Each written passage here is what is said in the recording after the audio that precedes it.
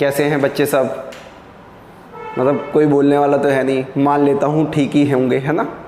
ठीक है, ठीक ही होंगे, मतलब ठीक है ठीक है। वीडियो खोल के देख रहे तो मतलब ठीक ही ठाक हो, और ठीक ही रहो तभी वीडियो देखोगे, वरना देखोगे कैसे, है ना? देख लेते हैं। देखो लास्ट वीडियो क्या हमारी ना मतलब पहले टॉपिक पे हम लोगों ने ज्योग्राफी की सीरीज शुरू की थी, और ज्योग्राफी में पहला टॉपिक हुआ है हमारा यूनिवर्स हुआ, गैलेक्सी हुआ, सोलर सिस्टम हुआ, ऑरिजिन ऑफ स्टार हुआ। इनके टोटल मिला के ना पहले चैप्टर के 4 वीडियो बने हैं। अगर चारों वीडियो देख लिया आपने तो मुझे लगता है कि ज्योग्राफी की जो यूनिवर्स की जो एक बेसिक समझ है वो आपकी थोड़ी ठीक ठाक या थोड़ी बेहतर हो पाएगी, जो कॉम्पिटिटिवली अभी आपको है। उम्मीद है कि मतलब थोड़ा बहुत पढ़ा ही होगा, और नहीं भी पढ़ा तो वीडियो किस काम आएंगे, इधर पढ़ लेना, है ना? तो यूनिवर्स टॉपिक के 4 वीडियो हैं। बड़ी मेहनत से, और मतलब मुझे लगा कि जो वैल्यूबल क्वेश्चन हो सकते हैं, जो कॉन्सेप्ट हो सकते हैं, वो सारे के सारे उसमें दिए गए हैं। 4 वीडियो हैं, चारों को देख लेना तो एक बेहतर समझ हो जाएगी, ठीक है? इसके बाद आज हमारा दूसरा टॉपिक शुरू होगा, मोशन ऑफ द अर्थ। बहुत वैल्यूबल टॉपिक है, बहुत। तो एक बार देख लो, स्टार्ट करते हैं मोशन ऑफ द अर्थ। पहले मैं ये लिखूंगा कि मोशन ऑफ द अर्थ में हमें कौन कौन से टॉपिक क्लियर करने हैं। तो देख लेते हैं, हमारा सेकेंड ही चैप्टर हो गया मोशन ऑफ द अर्थ।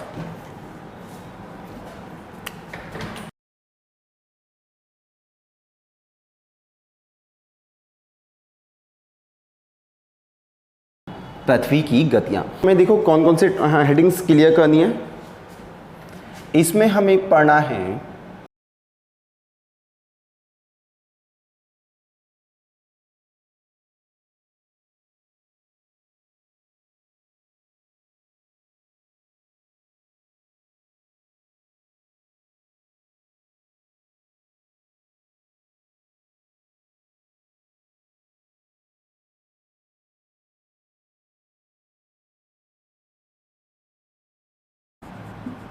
बहुत इंपॉर्टेंट टॉपिक है, और इससे बहुत सारे प्रश्न भी आते हैं। अच्छा, इसको हमने 2 पार्ट्स में कैटेगराइज करके पढ़ेंगे। ऐसे समझ लो, मोशन ऑफ द अर्थ है ना, मोशन ऑफ द अर्थ में हमें रोटेशन रेवोल्यूशन पढ़ना है, पेरीहीलियन एपीहीलियन पढ़ना है।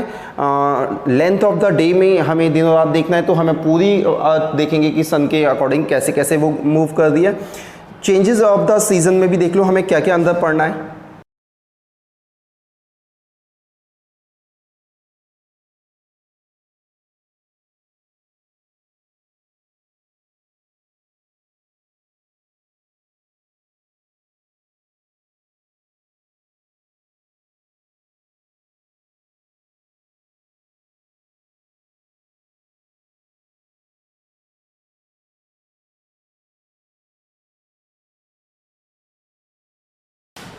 अब देखो, मोटा मोटा इस क्लास में, यानी हमें ज्योग्राफी के हमारे सेकंड चैप्टर में पढ़ना क्या क्या है। देख लो, ये ज्योग्राफी का फर्स्ट चैप्टर हमारा हुआ है, और ये चैप्टर नंबर है 2। अब सेकंड चैप्टर में हमें क्या क्या पढ़ना है, और ये बहुत वैल्यूबल और बहुत इंपॉर्टेंट है, और इससे बड़े लॉजिकल क्वेश्चन आते हैं, ठीक है? आधा पौना घंटे का वीडियो होगा, लेकिन इसको ध्यान से देख लोगे ना तो एक बहुत बेहतरीन समझ आपकी हो जाएगी ज्योग्राफी को लेके, खासकर इन सब चीज़ों को लेके। तो देखो, हमें इसमें पहला हमारा सेकंड टॉपिक ये ज्योग्राफी है, motion of the earth. Motion of the earth में हमें क्या पढ़ना है? अपने अक्ष पर पृथ्वी कैसे घूमती है, यानी rotation of the earth. Second देखना है रेवोल्यूशन ऑफ द अर्थ, सूर्य की परिक्रमा करने के साथ जो जो नए नए चेंजेस होंगे वो देखने हैं हमें। फिर हमें देखना है पेरीहीलियन एपीहीलियन, यानी उपसौर और अपसौर देखना है हमें। लेंथ ऑफ द डे देखना है, दिनों रात में अवधि में किस तरीके से चेंजेस होते हैं। फिर हमें देखना है कि सीजन कैसे बनते हैं, ऋतुएं कैसे बनती हैं। तो उसको 2 चीज कहा गया, उसको कहा गया सॉल्स्टिस यानी आइनन, और इक्विनोक्स मतलब विषुव। इनको देख लेंगे तो हमारा ये टॉपिक क्या हो जाएगा, कंप्लीट। तो शुरू करते हैं। नंबर देता हूं इसको, ये हो गया नंबर 1, नंबर 2, 3, 4, 5, 6। टोटल मिला के इस चैप्टर में हमें 6 सब हेडिंग्स करनी है। तो शुरू करेंगे हम रोटेशन ऑफ द अर्थ से, ठीक है?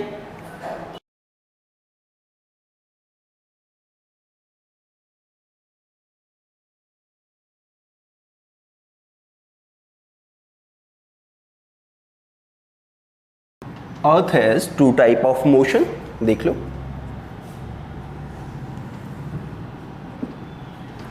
लाइन टेढ़ी चलेगी, चलेगी, अब इसमें कुछ ज़्यादा कर भी नहीं सकते, है ना।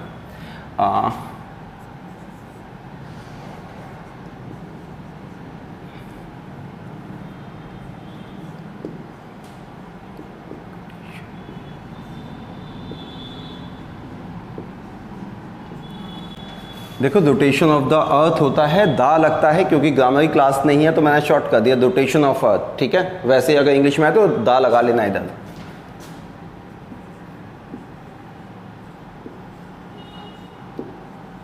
रेवोल्यूशन ऑफ द अर्थ, फिर मैं चीज़ों से पहले दा लग जाता है, इधर नहीं लगाया, आप एडजस्ट कर लेना, ठीक है। तो सबसे पहले अब हम इसमें क्या देखने वाले हैं, rotation of the earth. Rotation of the earth क्या होता है, ग्लोब, अभी आपको ना ग्लोब लेके समझाएंगे रोटेशन क्या होता है। देखो रोटेशन क्या होता है, जब पृथ्वी अपनी अक्ष पर घूमती है तो क्या हो जाएगा, रोटेशन हो जाएगा। This is called a rotation, ठीक है। देखो अब रोटेशन में और क्या हो जाएगा, देखो नंबर 1,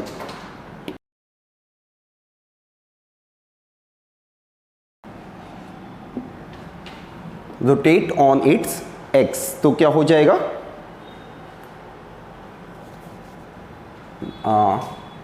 नंबर 2 इसमें क्या जाएगा, पृथ्वी अपने अक्ष पर कितने देर में रोटेट हो लेती है, तो ड्यूरेशन।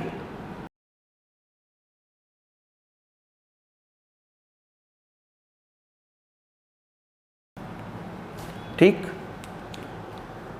देखो रोटेशन देख लो, रोटेशन में क्या हो गया, अपने अक्ष पे घूमती है, रोटेशन हो गया। पीरियड कितना है, 23 घंटे 56 मिनट 4.1 सेकंड, बहुत पूछा जाता है, इंपॉर्टेंट है ये, ठीक है।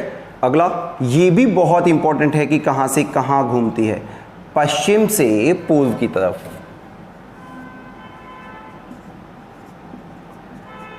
पश्चिम से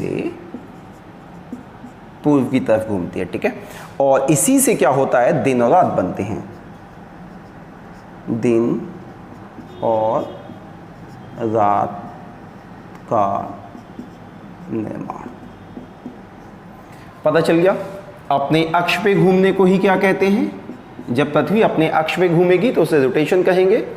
क्वेश्चन नंबर 1 पीरियड बहुत पूछा जाता है, क्वेश्चन नंबर 2 कैसे घूमती है, तो क्वेश्चन नंबर 3 और 4 रोटेशन ही जिम्मेदार है पृथ्वी पे दिन और रात बनने के लिए।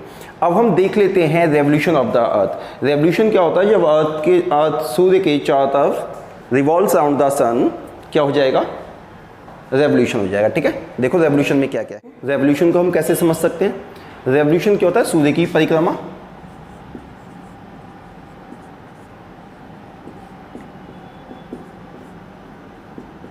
सूर्य की परिक्रमा, सूर्य की परिक्रमा पृथ्वी कितने दिन में कर लेती है, बहुत इंपॉर्टेंट प्रश्न है। प्रश्न नंबर 1 365 दिन 5 घंटे और 48 मिनट में ये कर लेती है। दूसरा, इसी की वजह से सीजन बनता है, ऋतुएं बनती हैं, सर्दी आती है, गर्मी आती है, क्यों आती है, सूर्य की परिक्रमा की वजह से। तो प्रश्न देखो इसमें से क्या आता है, मोटा मोटा दिन और रात के लिए जिम्मेदार कौन है, रोटेशन ऑफ द अर्थ।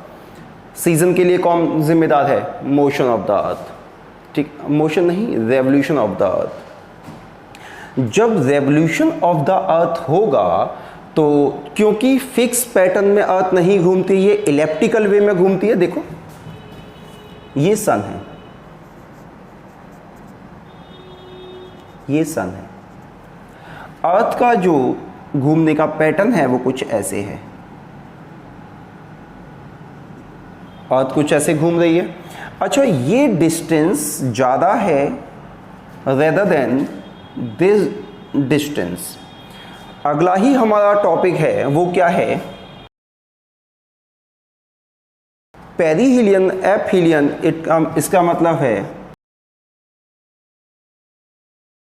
तो ये हमें सेकंड ही टॉपिक है जो हमें पढ़ना है, और इसके लिए भी कौन जिम्मेदार है, रेवोल्यूशन ऑफ द अर्थ। तो अब हम क्या करने जा रहे हैं, पेरीहिलियन एपीहिलियन।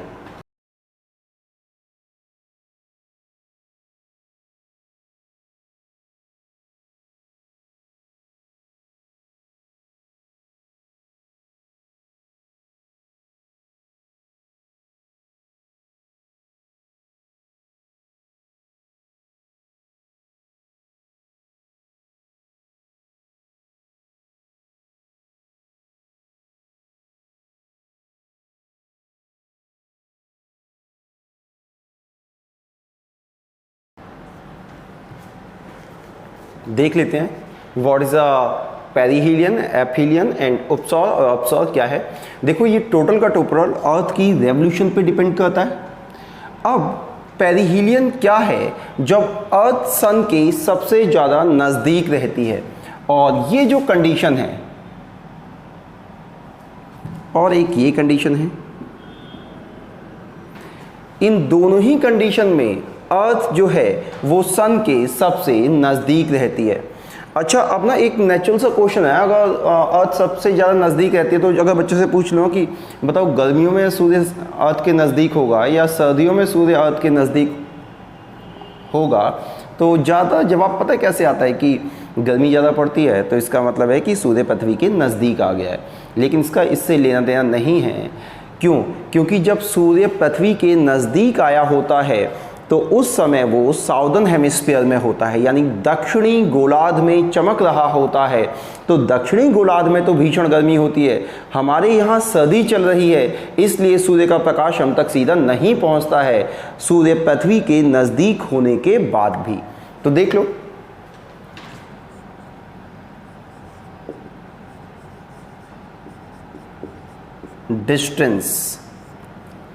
डिस्टेंस कितना होगा सन से अर्थ का इस समय?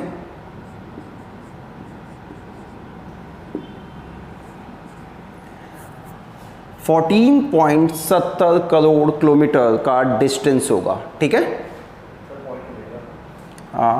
पॉइंट, ठीक है, 14.7 करोड़ किलोमीटर का डिस्टेंस है जब सन इस डायरेक्शन में है। ठीक है। अच्छा, ये पोजीशन बंद कौन सी सकती है अगर हम इसमें देखें? देखो, ये टॉपिक ऑफ कैंसर हो जाएगी, ये इक्वेटर हो जाएगी, और ये कैप्रिकॉर्न है।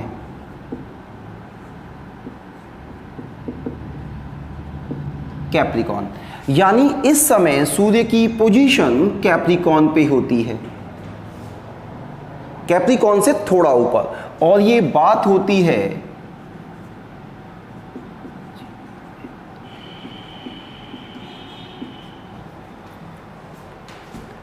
3 जनवरी की। तो 3 जनवरी को अगला ही क्वेश्चन क्या हो जाएगा? ये कब होगा?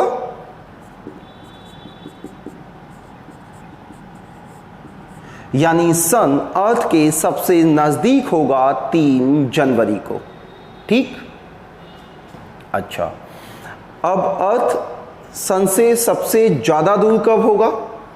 सन से सबसे ज्यादा दूर होगा उस कंडीशन को कहेंगे अपसॉल, और ये जो डिस्टेंस है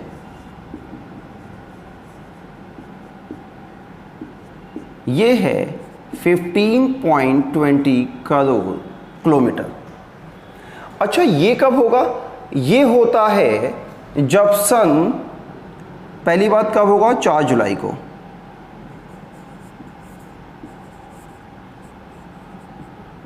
जुलाई को होगा। 4 जुलाई को सन धरती से सबसे दूर नजदीक होगा। कैसे? वो समझ लो, ऐसे समझ लो, ये कर्क रेखा है, ये भूमध्य रेखा, और ये मकर रेखा, यानी कैप्रिकॉर्न। ये हो गई कैप्रिकॉर्न। इस समय जो सन की पोजीशन है वो कुछ यहाँ पे सेंटर्ड होगी। ठीक है, और ये जो है ये पोजीशन होगी, ये पोजीशन हो जाएगी हमारी कितनी जनवरी है? 3 जनवरी की।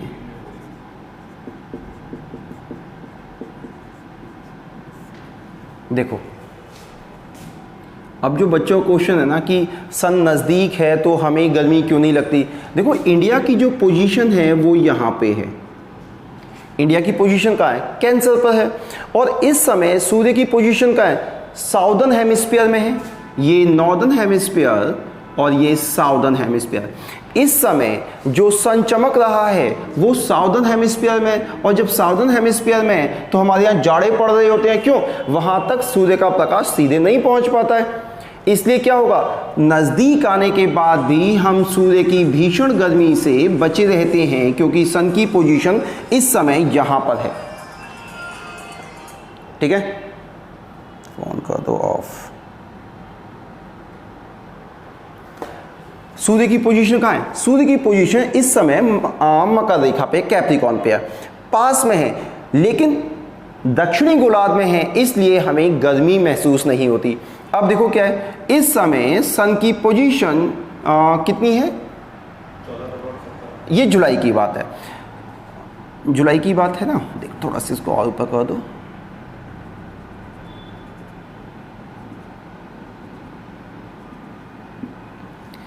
देखो इस समय सन की पोजीशन कहाँ होगी, यहाँ पे। क्यों, 21 जून को sun shine overhead on tropic of Cancer. 21 जून को कहाँ हो जाएगा, 21 जून को कर्क रेखा के ऊपर चमकेगा, और ये बात है 4 जुलाई की, यानी उसके बाद सूर्य धीरे धीरे नीचे चलने लगेगा। जून के बाद जुलाई आती है, तो 4 जुलाई को सूर्य इस पॉइंट के आसपास में कहीं होगा, और डिस्टेंस भी बहुत ज़्यादा है, दूरी भी है, लेकिन क्योंकि इस समय ये उत्तरी गोलार्ध में है, इसलिए हमें भीषण गर्मी महसूस होती है। और ये कब की, ये डेट है हमारी 4 जुलाई की। अच्छा, इस समय दूरी कितनी हो गई, 15.20 करोड़। ये सारा का सारा खेल किसका है, सन के पास और दूर होने का है, उत्तरी गोलार्ध और दक्षिणी गोलार्ध का है। इस समय सूर्य नॉर्दर्न हेमिस्फीयर में है।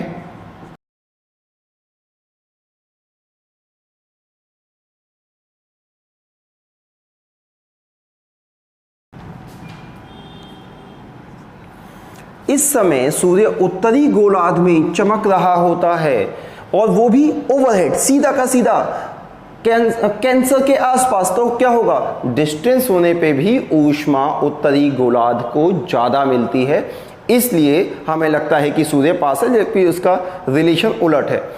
सर्दियों में क्या होता है, सर्दियों में सूर्य पास है, हम अपना सोचते हैं ना कि अर्थ का। हमने सोच लिया कि हमें नहीं लग रही इसलिए दूर है, ऐसा नहीं है, वो अर्थ के पास में है, लेकिन वो दक्षिणी गोलार्ध में है। यहाँ तक क्लियर समझ में आया। पेरिहीलियन और एपीहीलियन समझ में आ गया। पहले बताया कि इलेप्टिकल पाथ में चलती है, तो कभी सूर्य दूर हो जाएगा पृथ्वी के, कभी पास हो जाएगा, इलेप्टिकल वे में चलने की वजह से। वृत्ताकार नहीं, इलेप्टिकल क्या कहते हैं, अंडाकार। इलेप्टिकल ऑर्बिट क्या होता है, अंडाकार, अंडाकार। पृथ्वी सूर्य की परिक्रमा कैसे लगाती है, अंडाकार वे में, कुछ इस तरीके से। तो एक पॉइंट पे जाके वो पास आ जाएगी और एक पॉइंट ऑफ व्यू पे वो दूर चली जाएगी।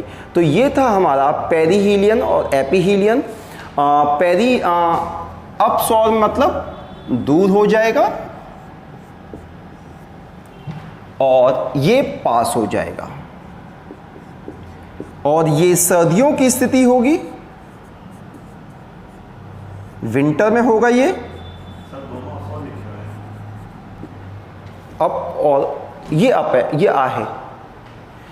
ये विंटर में कंडीशन अकॉर्ड होगी हमारे सामने, और ये गर्मी में। ठीक है, तो इस तरीके से अपसौर और उपसौर है, एक क्वेश्चन आ जाता है, इसको ध्यान से कर लेना। और अब जो हम पढ़ने वाले हैं वो पढ़ने वाले हैं सीजन। ठीक है, तो देखते हैं सीजन।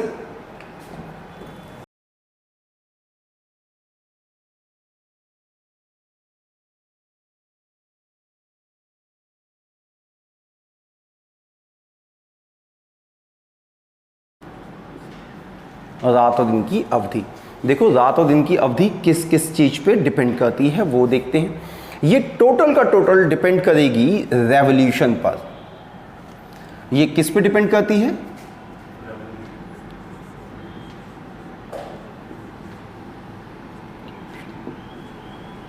यानी कि सूर्य की परिक्रमा के, सूर्य की परिक्रमा। तो पता चल जाए। देखो अभी हम ये नहीं देख रहे हैं कि दिन और रात कैसे बनते हैं, दिन और रात बनते हैं रोटेशन से। अभी हम क्या देख रहे हैं, लेंथ, क्या देख रहे हैं, अवधि। ध्यान रखना, पता चलेगा दिन और रात तो रोटेशन से बनते हैं, दिन और रात रोटेशन से बनते हैं, लेकिन हमें पढ़ना क्या है, length of the day and nights की कितने बड़े होंगे कितने छोटे होंगे, वो किससे होगा, वो होगा सन की रेवोल्यूशन से। देख लो,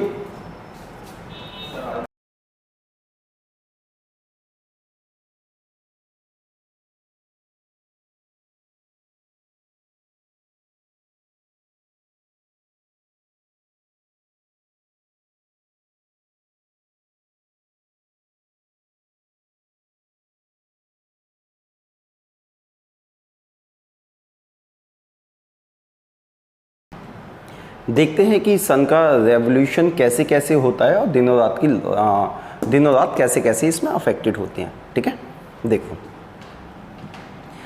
इन दो कंडीशंस को अगर मैं देखूं, ये क्या हो गया, इक्वेटर यानी भूमध्य रेखा,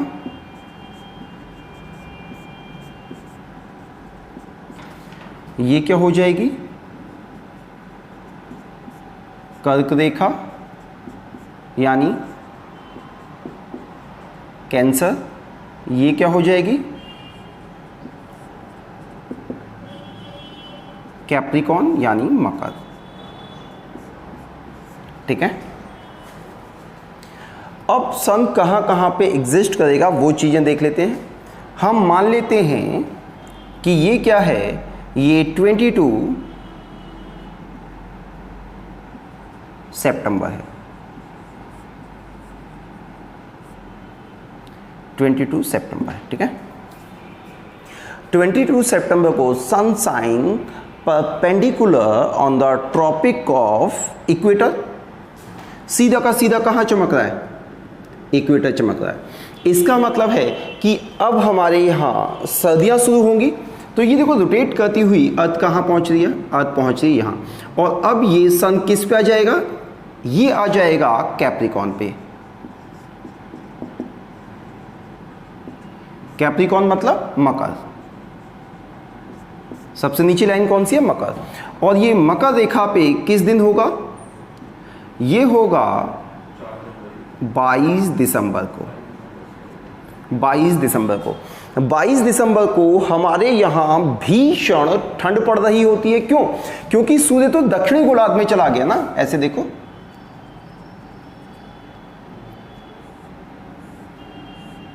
ये है उत्तरी गोलार्ध, ये है दक्षिणी गोलार्ध। उत्तरी गोलार्ध, ये है दक्षिणी गोलार्ध। ठीक है, इस समय इसको बोलते हैं नॉर्दर्न हेमिस्फीयर और ये है साउदर्न हेमिस्फीयर। ठीक है, इस समय 22 दिसंबर को देखो सन की पोजीशन कहाँ है, सन की पोजीशन है यहाँ पर। जब सन की पोजीशन यहाँ होगी तो साउदर्न हेमिस्फीयर में दिन कैसे हो जाएंगे, दिन की लेंथ कितनी हो जाएगी, बड़ी हो जाएगी। नॉर्दर्न हेमिस्फीयर में कैसे दिन हो जाएंगे, छोटे हो जाएंगे। इधर देख लो, इसका साउदर्न हेमिस्फीयर और नॉर्दर्न हेमिस्फीयर पे क्या इंपैक्ट होगा।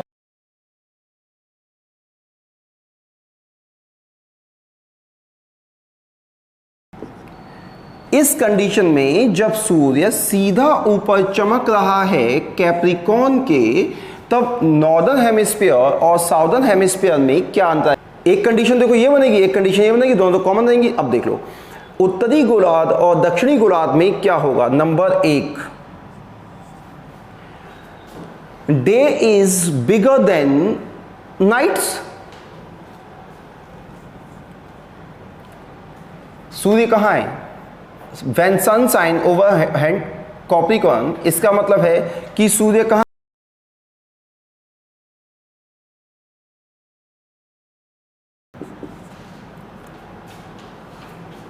ठीक है, days are bigger than nights, इसका मतलब है दिन बड़े हैं रात छोटी हैं। दिन बड़े हैं, रात छोटी है। ये कहानी कहाँ की हो गई? दक्षिणी गोलार्ध की। ठीक है, अब नॉर्दर्न उत्तरी गोलार्ध में, क्योंकि सन की पोजीशन दक्षिणी गोलार्ध में है, इस समय सन कहाँ है? ये हमारा थ्योरम कह दें, थियरी कह दें, अभी सन कहाँ पे है? दक्षिणी गोलार्ध में है, और हम इस कंडीशन की बात करते हैं। सन इस समय दक्षिणी गोलार्ध में है, तो उत्तरी गोलार्ध में nights are bigger than days, nights are bigger than days. ये कंडीशन समझ गए। उत्तरी गोलार्ध और दक्षिणी गोलार्ध में क्या होगा? When sun shine overhead on Capricorn. ये कंडीशन समझ में आ गई? ठीक। अब सन मूवमेंट करता हुआ कहां से कहां आ रहा है, और इस समय हम क्या देखेंगे कि अब सन कहां पहुंचेगा? यहां से सन आ गया है वापस इधर पे। ठीक है, ये लाइन है, इसके लाइन धीरे धीरे ऊपर जाएगा तो सन कहां जाएगा? मिडिल में आ जाएगा। यानी ये डेट होगी 21 मार्च की। हमें 2 तारीख मिल गई जब पूरी दुनिया में दिन और रात बराबर रहेंगे, यानी 21 मार्च और 22 दिसंबर को, 22 सितंबर को दिन और रात बराबर क्यों होंगे? क्यों? इस समय सन कहां है? इक्वेटर पे है। ये कौन सी लाइन है? इक्वेटर है। तो 12 घंटे की दिन और 12 घंटे की रात होगी when sun shine overhead on equator. और ऐसी तारीख मिल गई 2, 21 मार्च और 22 सितंबर को दिन और रात क्या होंगे? बराबर होंगे। लिख देता हूं,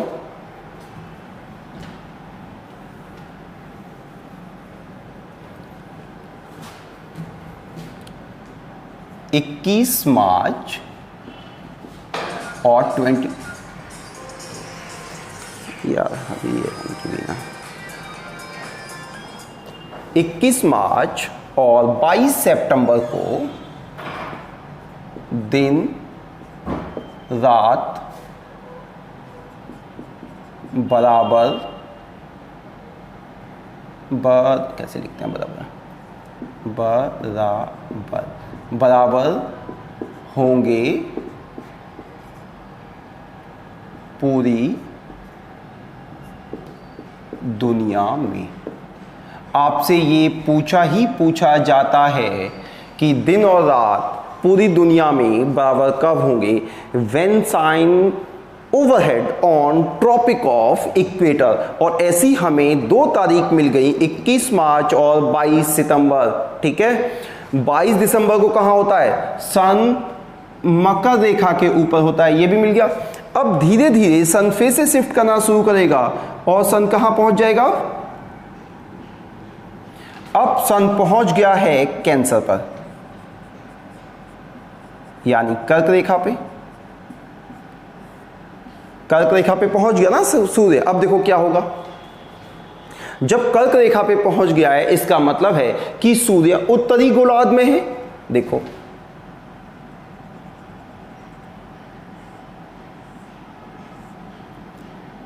इस समय सूर्य उत्तरी गोलार्ध में, यानी कि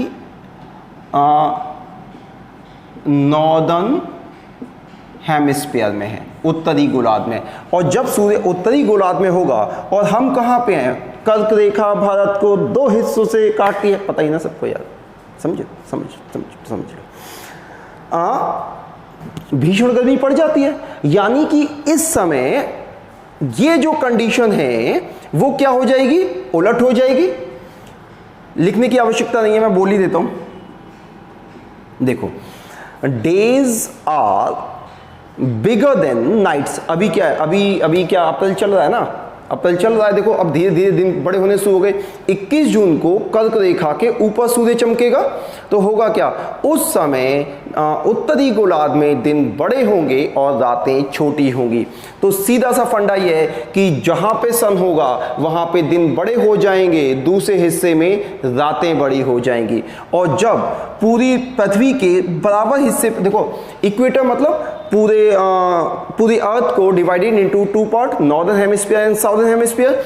तो जब इक्वेटर पे होगा तो पूरी दुनिया में दिन और रात बराबर हो जाएंगे, और जब कैंसर पे होगा तो उत्तरी गोलार्ध में दिन बड़े होंगे, रातें छोटी होंगी, और जब वो कैप्रिकॉर्न पे होगा तो दक्षिणी गोलार्ध में दिन बड़े होंगे और रातें छोटी होंगी। इस तरीके से इन सारी बातों से हम दिन की लेंथ बता सकते हैं। इनसे प्रश्न भी आते हैं। अब देखो प्रश्न क्या आते हैं।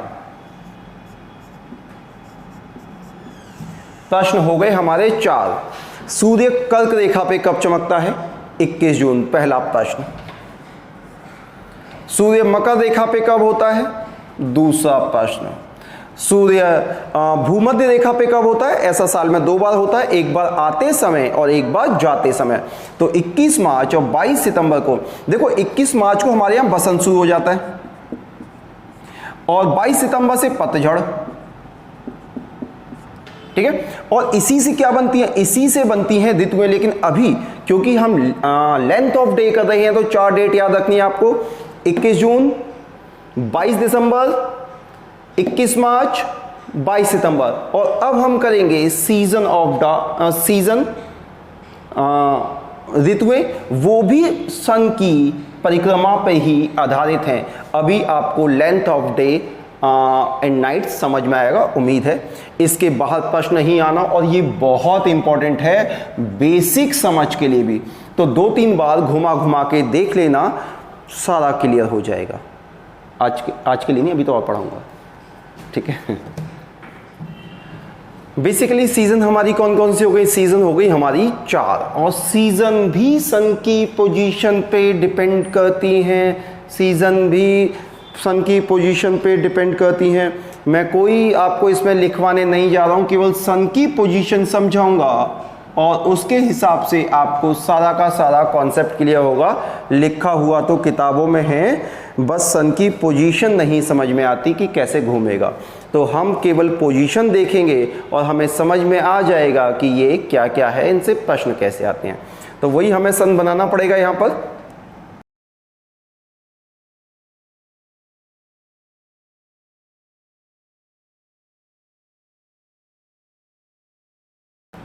ये सन की पोजीशन रेफरेंस इन अर्थ हो गया। और देख लो अब ये क्या है, ये अर्थ है, ठीक है। अब देखो सॉल्स्टिस या आयनन क्या होता है, चेंज ऑफ सीजन क्या होता है, यानी ऋतुओं का बदलना। टॉपिक ही क्या है? ऋतुओं में बदलाव हो जाएगा टॉपिक का नाम। ऋतुओं में बदलाव, देख लो क्या होता है, ठीक है। सबसे पहले ग्रीष्म आयनन और शीत आयनन क्या होगा। ये जो लाइन है ये है कैप्रिकॉर्न,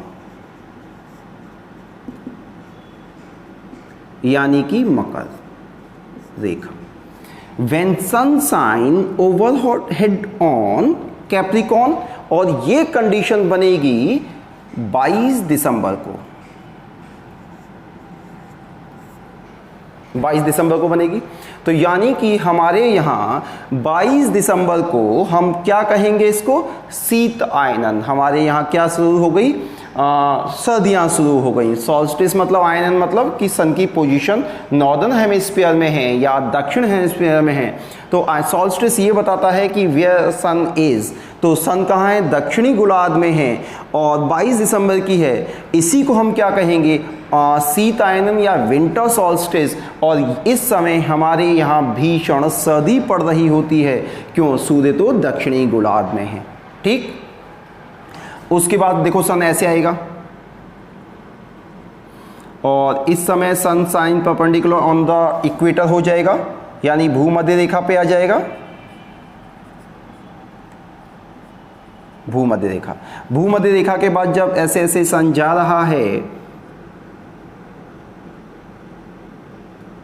तो अब इसकी पोजीशन सीधी कहाँ आ गई? पोजीशन आ गई है इसकी कर्क रेखा पर, यानी कि कैंसर पर। कैंसर पे आ गया ना सन। जब कैंसर पे आ गया तो कैंसर वाली डेट कौन सी है? 21 जून की है। और 21 जून को ही क्या है? ग्रीष्म आयनन, यानी इस समय हमारे यहाँ गर्मियों का समर सीजन स्टार्ट हो जाता है। सॉल्स्टिस आयनन हो गया, यानी कि उत्तरी गोलार्ध में आने से हमारे यहाँ क्या शुरू हो जाता है? समर सॉल्स्टिस हो जाता है। क्यों? सूर्य की पोजीशन कहाँ है? उत्तरी गोलार्ध में है, इसी को हम क्या बोल देते हैं? Summer solstice. फिर इसके बाद देखो, अब जब दिसंबर से वापस आया है तो देखो सन की पोजीशन देख लो, कहाँ बनाऊँ? यहाँ बना देता हूँ। ये अर्थ है, ये सन है। ग्रीष्म में 22 को सन कहाँ है? सन यहाँ है 22 दिसंबर में। फिर सन धीरे धीरे ऊपर चलना शुरू करेगा, ऊपर चलना शुरू किया। यहाँ कब आ गया? ये आ गया दिसंबर था तो ये आ गया मार्च में, 21 मार्च को। यहाँ पे पहुँचा कब? 21 मार्च को। यही क्या है? हमारे यहाँ बसंत कब शुरू हो जाता है? मार्च से।